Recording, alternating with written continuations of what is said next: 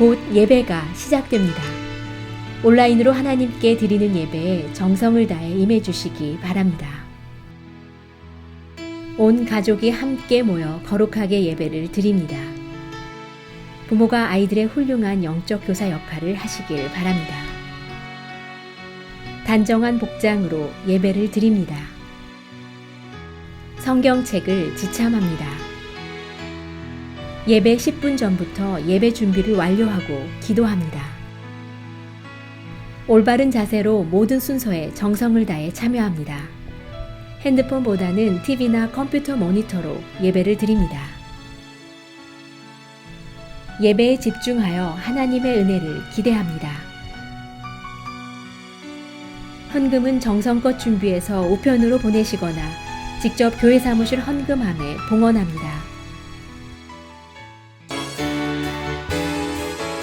찬양하세 찬양하세 찬양하세 왕께 소리 높여 찬양 드리세 찬양하세 찬양하세 찬양하세 왕께 소리 높여 찬양 드리세 찬양과 기에 합당하신 주님 언제나 동일하신 주 무릎 꿇고서 주 이름 외치세 예수 나의 왕 예수 나의 왕 예수 나의 왕 아멘 찬양하세 찬양하세 왕께 소리 높여 찬양 드리세 찬양하세 찬양하세 왕께 소리 높여 찬양 드리세 찬양 받기에 합당하신 주님 언제나 동일하신 주 무릎 꿇고서 주 이름 외치세 예수 나의 왕 예수 나의 왕 예수 나의 왕 아멘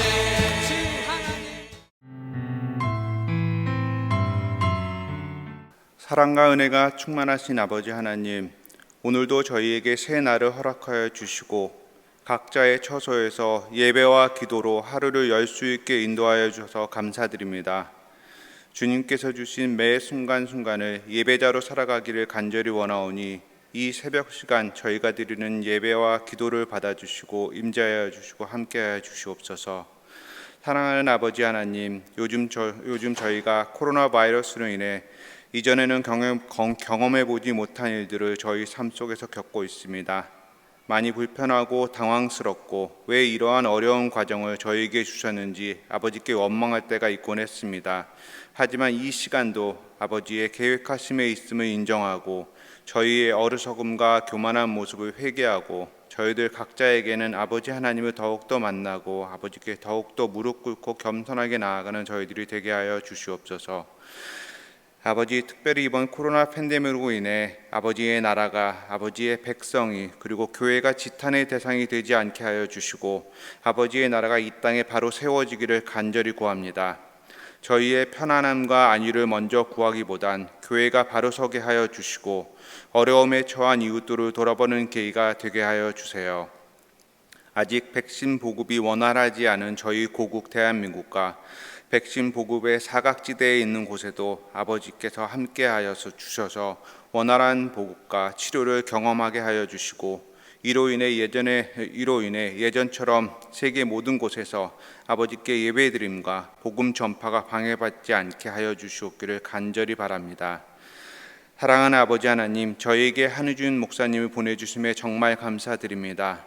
저희의 영적 양식을 주시는 당신의 종을 먼저 크게 축복하여 주시고 아버지를 늘 삶 속에서 체험하며 그 체험을 저희들과 같이 나누는 당신의 영적 지도자가 되게 하여 주시옵소서. 저희 교회 교인들 또한 목사님을 통하여 받는 말씀과 영적 경험을 통하여서 아버지를 더욱더 가까이 하는 저희 교회 성도들이 모두 되게 하여 주시고 저희 교회가 이곳 하와이에서 더욱더 성장하고 성숙해가는 교회와 교인들이 되기를 간절히 원합니다. 역사만 오래된 교회가 아니라 영적으로 살아있고 연륜이 있고 이 영적 생명력이 주변에 전파되는 교회가 되도록 특별히 그 교회를 이끄시는 리더이신 한희준 목사님을 축복하여 주시고 힘주시기를 간절히 기도드립니다. 또한 당신의 사역자님들과 세계 곳곳에서 당신의 복음의 전파를 위해 힘쓰고 계신 선교사님들을 특별히 기억하여 주시옵소서. 코로나 사태로 인해 지치거나 약해지지 않게 하여 주시고 더욱더 영육간에 강건하게 하여 주셔서 넘어지지 않게 당신의 팔로 붙잡아 주시옵소서. 그분들의 자녀와 가정에도 아버지 하나님께서 함께하여 주시고 축복하여 주시옵소서. 오늘 우리에게 한혜진 목사님을 통해 주시는 말씀을 통하여 저희들이 생명력 있는 말씀을 받게 하여 주시고 삶에서 깨우침을 얻고 살아가는 저희들이 되게 하여 주시옵소서. 아버지 하나님, 저희가 언제 이 시간이 지나갈지 모르지만 이 어려움을 이겨내고 승리의 찬송과 영광을 돌릴 날이 올 것을 믿고 감사드리면서 우리를 구원하여 주신 예수님의 이름으로 기도드렸습니다. 아멘.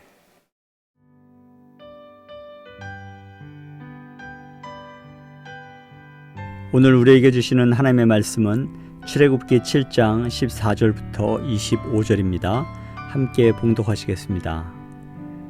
여호와께서 모세에게 이르시되 바로의 마음이 완강하여 백성 보내기를 거절하는도다. 아침에 너는 바로에게로 가라. 보라, 그가 물 있는 곳으로 나오리니 너는 나일 강가에 서서 그를 맞으며 그 뱀되었던 지팡이를 손에 잡고 그에게 이르기를 히브리 사람의 하나님 여호와께서 나를 왕에게 보내어 이르시되 내 백성을 보내라. 그러면 그들이 광야에서 나를 섬길 것이니라 하였으나 이제까지 내가 듣지 아니하도다. 여호와가 이같이 이르노니 내가 이로 말미암아 나를 여호와인 줄 알리라. 볼지어다 내가 내 손의 지팡이로 나일강을 치면 그것이 피로 변하고 나일강의 고기가 죽고 그 물에서는 악취가 나리니 애굽 사람들이 그 강물 마시기를 싫어하리라 하라. 여호와께서 또 모세에게 이르시되 아론에게 명령하기를 내 지팡이를 잡고 내 팔을 애굽의 물들과 강들과 운하와 못과 모든 호수 위에 내밀라 하라. 그것들이 피가 되리니 애굽 온 땅과 나무 그릇과 돌 그릇 안에 모두 피가 있으리라. 모세와 아론이 여호와께서 명령하신 대로 행하여 바로와 그의 신하의 목전에서 지팡이를 들어 나일강을 치니 그 물이 다 피로 변하고 나일강의 고기가 죽고 그 물에서는 악취가 나니 애굽 사람들이 나일강 물을 마시지 못하며 애굽 온 땅에는 피가 있으나 애굽 요술사들도 자기들의 요술로 그와 같이 행함으로 바로의 마음이 완악하여 그들의 말을 듣지 아니하니 여호와의 말씀과 같더라. 바로가 돌이켜 궁으로 돌아가고 그 일에 관심을 가지지도 아니하였고 애굽 사람들은 나일강 물을 마실 수 없으므로 나일강가를 두루 파서 마실 물을 구하였더라. 여호와께서 나일강을 치신 후 이래가 지나니라. 아멘. 오늘 본문의 말씀 출애굽기 17장부터는 이제 하나님께서 이스라엘 백성들을 바로의 그 노예로부터 출애굽시키는 그런 과정에서 바로의 그 완고함, 또 바로의 그 이스라엘 백성 내어주기를 거부함에 대한 하나님에 대한 도전이죠. 하나님께서 이스라엘 백성들을 나의 백성으로 삼아 출애굽시켜서 가나안 땅으로 인도하시겠다는 그 메시지를 모세에게 듣고도 그 하나님의 말씀에 순종하지 않죠. 대항하고 또 저항을 합니다. 그로 인해서 이제 창세기 17장부터는 하나님께서 바로를 향하여 10가지의 재앙을 통해서 이제 마침내 이스라엘 백성들을 구원해내시는 출애굽하시는 드라마가 이제 시작되는 10가지 재앙의 시작의 장이라고 말할 수 있습니다.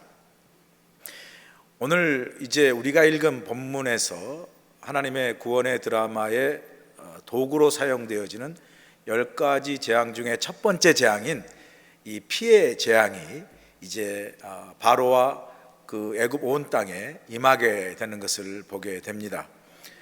17절에 보시면 여호와가 이같이 이르노니 내가 이로 말미암아 나를 여호와인 줄 알리라. 볼지어다 내가 내 손에 지팡이로 나일강을 치면 그것이 피로 변하고, 그 다음에 18절에 보시면 나일강에 고기가 죽고 그 물에서는 악취가 내리니 애굽 사람들이 그 강물 마시기를 싫어하리라 하라. 하나님께서 모세를 사용해서 다시 바로에게 메시지를 줍니다. 내가 이스라엘 백성들을 출애굽할 터인데 너는 이스라엘 백성을 가게 하라라는 하나님의 메시지죠. 그런데 오늘 우리가 읽은 본문의 첫 번째 14절에 보면 이렇게 바로의 강팍함이 기록되어 있죠.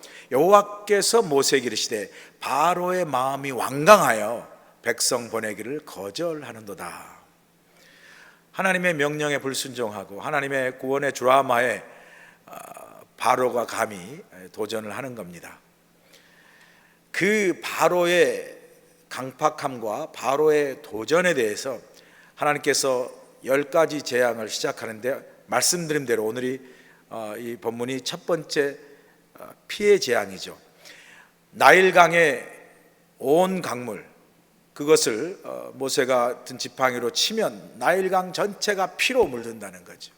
그리고 이어서 보면 아론이 또한 지팡이를 들어서 그 나일강뿐만 아니라 모든 애굽에 물을 향하여 지팡이를 들 때 애굽의 모든 물과 또 집에 있는 나무 그릇과 돌 그릇 모든 것 사이에 그 피가 가득 차게 되는 그런 재앙이 임합니다.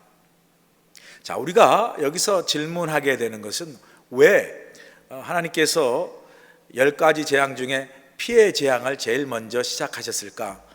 여러분 아시는 대로 이제 출애굽을 공부하면 10가지 재앙을 우리가 순서대로 배우게 되는데요. 이제 앞으로 보게 되겠죠. 10가지 재앙이 우리가 한번 암기하면 뭡니까? 피의 재앙, 두 번째가 개구리죠.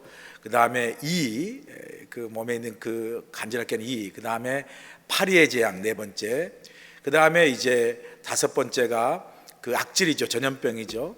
그 다음에 여섯 번째가 독종, 종기 같은 거는 독종이죠. 그 다음에 일곱 번째 우박이죠.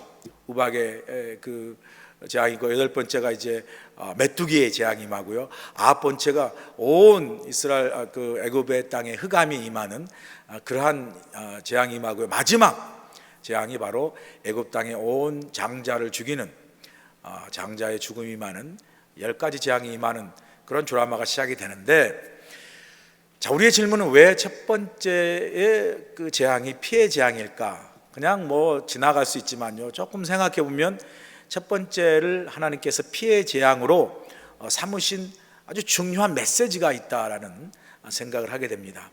여러분, 피하면 뭐죠? 피하면 생명입니다. 생명. 우리 몸에도 피가 없으면 죽는 거죠. 뿐만 아니라 이제 그 피가 나일강의 모든 그 강물이 피로 물들었다고 그랬죠. 여러분, 나일강이 하면요, 이집트의 그 생명 젖줄과 같은 거예요.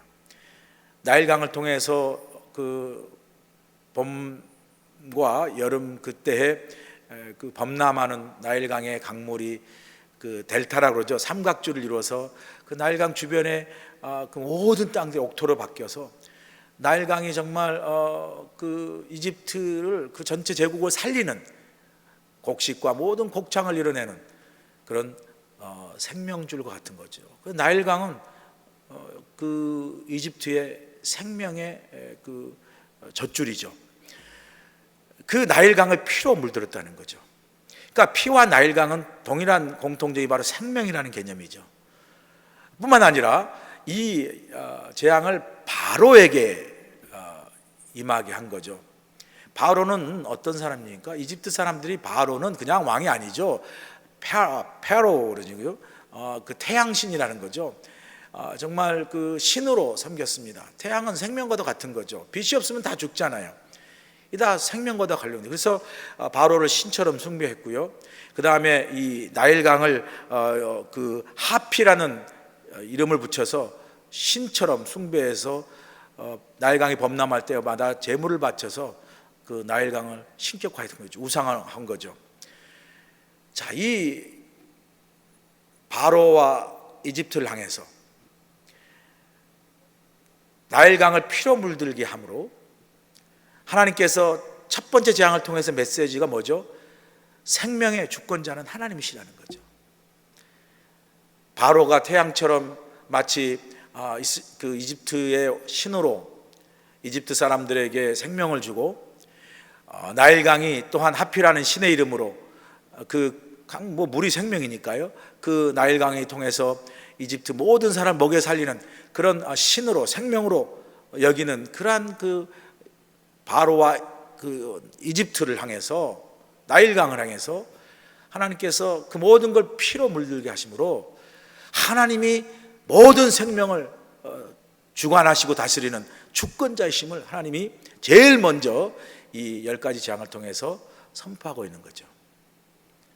여러분, 우리가 매일 살아가고 있습니다. 우리가 살아가는데 나일강처럼 물도 필요하고 땅도 필요하고 또 그 땅에서 내는 곡식도 필요하고 또 집도 필요하고 모든 게 다 필요합니다. 생명에 필요한 것이 얼마나 많습니까? 그러나 우리가 항상 잊지 말아야 할 것, 우리가 생명에 필요한 모든 걸 이 땅에서 얻고 그걸 위해서 수고하고 애쓰고 노력하지만, 그러나 생명의 주권자, 이 생명의 주권자는 바로 하나님이심을 늘 잊지 말아야죠. 오늘 내 생명을 붙들고 오늘도 내 삶을 붙드시는 분이 하나님이시다 라는 것을 이 피해 재앙을 통해서, 첫 번째 재앙을 통해서 우리에게 말씀하시는 거죠. 그러니까 하나님을 떠나서는 생명이 없다는 거죠. 피가 없으면 우리가 죽는 것처럼 예수님의 보혈의 피가, 그죠? 예수님의 보혈의 피가 우리를 살렸잖아요. 죄 사망으로부터 우리를 살리셨잖아요. 그러니까 예수님의 보혈의 피가 없으면, 하나님을 떠나 있으면 우리는 살아있으나 산 것이 아니에요. 생명이 없는 거예요.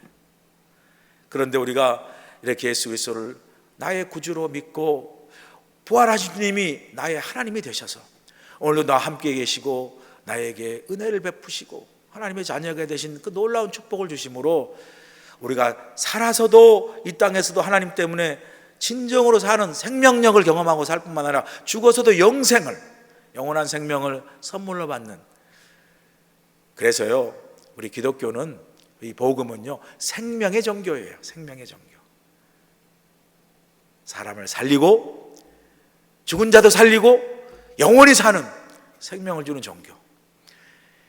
이 오늘도 우리에게 복음의 생명, 하나님 우리와 함께 하심으로 우리의 생명을 붙드시고 또 우리 생명 오늘도 살아가게 하시고 은혜를 베푸시는 그 하나님의 은혜를 늘 기억하고 오늘도 복음 안에서, 믿음 안에서 생명력을 가지고 살아가신 여러분 되시길 주여 간절히 소원합니다. 자, 그래서 첫 번째 피해 재앙을 주는데요, 이렇게 온 나일강과 온 그 백성들이 집안에 그릇들이 다 피로 가득 찼어요. 백성들이 이제 물을 마시지 못하는 거죠. 그럼에도 불구하고 바로가요 돌아서서 잘못했습니다, 백성들 데려가세요, 그런 게 아니죠.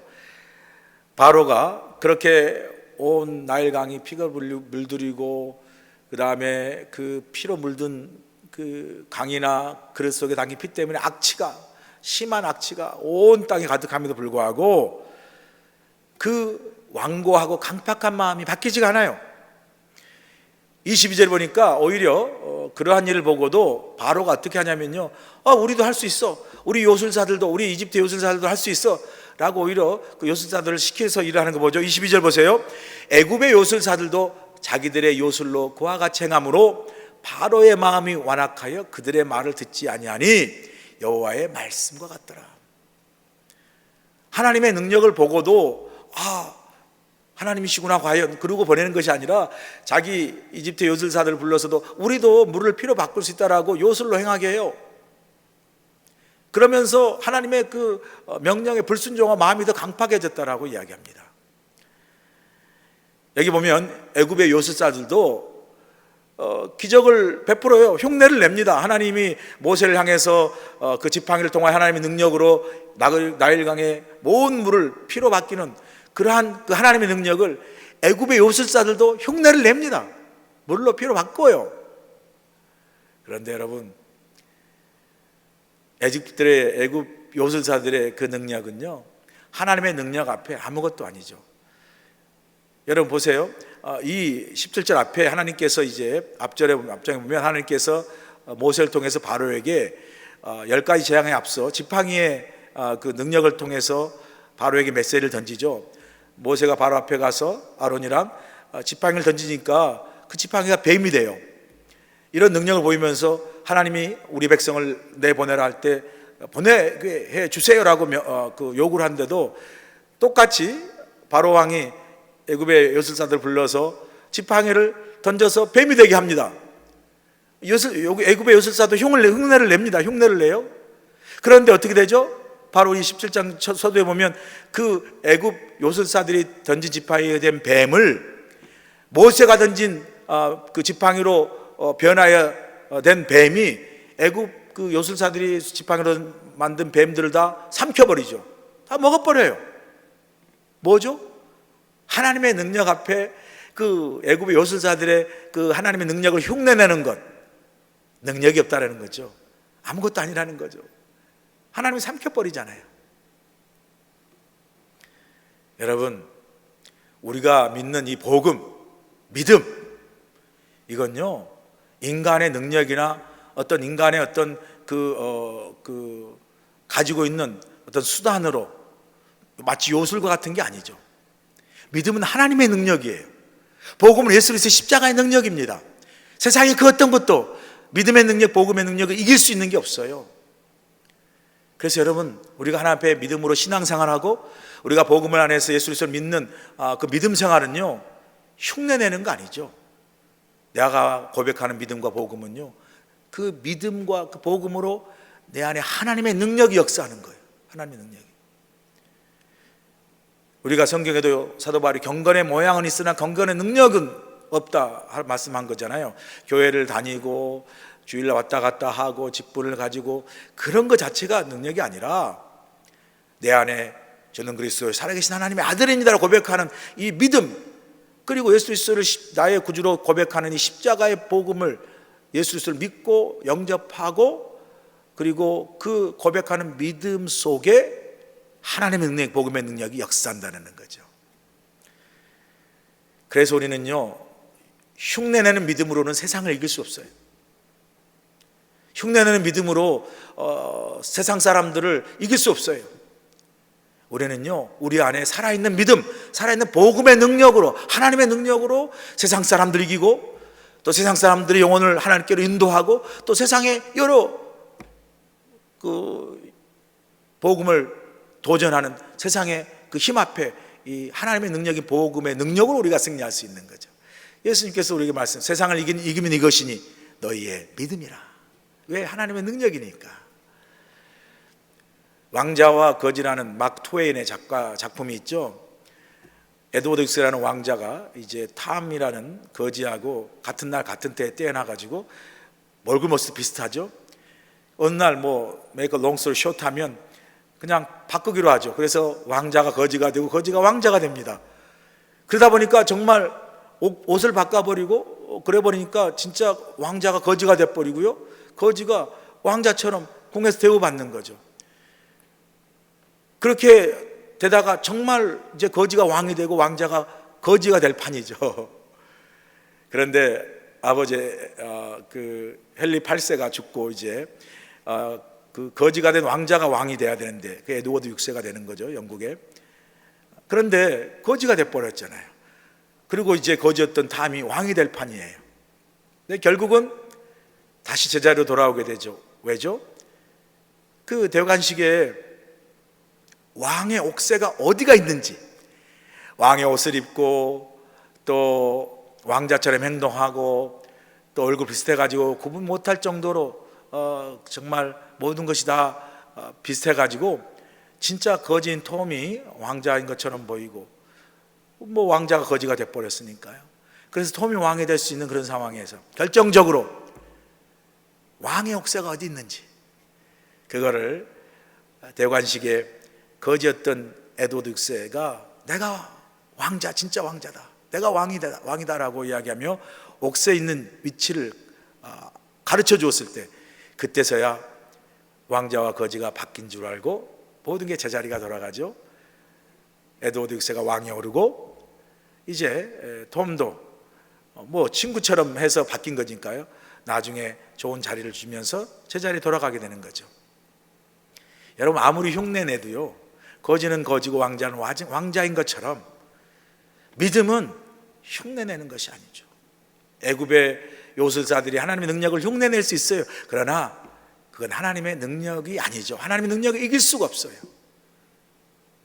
우리도 여러분, 우리의 믿음은요, 무슨 교회를 다니고 직분을 가지고 신앙생활하는 겉모습의 흉내로 우리의 능력이 있는 것이 아니라 내 안에 주는 그리스도십니다.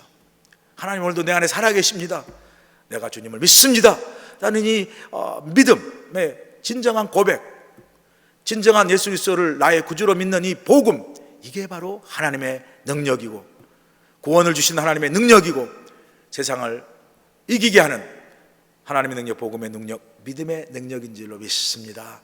오늘도 이 살아있는 믿음, 하나님의 능력으로, 복음으로, 여러분의 믿음으로 매일매일 힘들지만, 코비드로 어려운 상황이 있지만 날마다 믿음으로 승리하는 여러분 되시길 주님으로 간절히 축원합니다. 마지막으로 23절에 보니까 바로가 돌이켜 궁으로 들어가고 그 일에 관심을 가지지도 아니하였다. 제가 이 부분을 묵상하면서요, 참 이런 지도자를 갖고 있는 백성은 참 불행한 백성이다. 여러분, 지금 온 나라가 물이 없어졌죠. 강물이 피로 변해서 마실 물도 없고, 그로 인해서 악취가 풍겨나고, 그로 인해서 백성들이 고통을 당하는데, 왕은 비록 뭐 물을 비추겠겠죠. 산의 진미도 있겠죠. 그래서 자기가 직접 그 어려움을, 그 고통을 당하지 않는다 해서 그 일에 관심을 두지 않았어요. 백성의 고통과 아픔을 돌아보지 않은 거예요. 그런 왕을 왕으로, 그런 왕을 태양신으로 숭배하는, 우상으로 숭배하는 사람들의 어리석음이 있어요. 오늘도요, 얼마나 많은 사람들이 신이 아닌 신을 바라보고 신이 아닌 우상을 하면서, 그죠? 탐 켈러의 카운터핏 가드라는 게 있죠. 내가 만든 신이라는 그 책이 있는데 제가 늘 종종 인용하지 않습니까? 가짜 신이죠. 돈, 권력, 사랑, 물질, 이 모든 가짜 신들, 우리가 신으로 믿고 태양으로 이거면 될 거라고 생각하는 그 가짜 신은 진정 우리의 생명에 관심이 없어요. 바로가 그 애굽 백성들에 관심이 없는 것처럼 우상은요, 생명을 주지 못해요. 우리에게 진정 구원을 주시고 우리에게 생명을 주시고 우리 모든 삶의 일거수일투족을 머리털까지 세시면서 우리를 사랑하시고 우리를 돌보시 인도하시는 진짜 하나님, 진짜 생명이신 복음 뭐죠? 하나님이시고 우리 예수 그리스도이신 줄로 믿습니다. 여러분, 주님이 오늘도 우리를 향해서 관심을 가지시고 우리 이름을 부르시고 우리를 늘 돌보시고 인도하시는 그 주님의 그 손길, 주님의 임재, 주님의 함께 동행하심이 여러분 삶 속에 늘 경험되어지고 고백되어지길 간절히 소원합니다. 여러분, 이 결론적으로 마음이 바로는 끝까지 강팍해졌어요. 그래서 이제 이 한 번의 재앙으로 끝날 수 있는 것, 하나님이 생명이시고 하나님이 이 모든 것을 다스리는 주권자시구나 라고, 이것을 우리가 바로가 마음을 돌이키고 회개하고 그 강팍한 마음을 내려놓고 백성을 내보냈다면 앞으로 이어질 9가지 재앙을 다 피할 수 있고 백성들도 구할 수 있고 또 하나님의 구원의 역사에 도구가 될 수 있었던 거죠. 그런데 그의 마음이 어떻게 하죠? 강팍해졌다 그러죠. 돌아오지 않았어요. 여러분, 우리도요, 늘 우리의 마음을 살펴야 돼요. 내가 하나님 앞에 어떤 마음으로 오늘도 서 있는가? 내 마음이 바로 마음처럼 강팍해져 있는가? 내 마음이 이렇게 하나님 앞에 완고하고 고집스럽고, 오늘 본문에 보니까 완강한가? 성경은요, 우리에게 늘 마음을 잘 가꾸고 다스리라고 이야기하죠. 주님도 씨 뿌리는 비유를 통해서 우리의 마음이 옥토가 되길 원하잖아요. 길가에 같은 마음, 가시들기 같은 마음, 또 돌짝밭 같은 그런 마음이 아니라 늘 축축히 은혜 가운데 젖어 있는 옥토의 마음, 부드럽고 연한 그러한 마음이 되어서 늘 주님의 말씀, 주님의 은혜를 받아서 마음 안에 항상 기쁨이 있고 감사가 있고. 여러분, 마음이 딱딱하고 왕왕 굳어져 있으면요, 감사도 없어요, 기쁨도 없어요. 그러나 주님의 은혜로 우리의 마음이 늘 하나님 감사합니다, 하나님 은혜 늘 우리 가운데 충만하면요, 마음이 부드러워져요. 연한 순처럼 부드러워져요.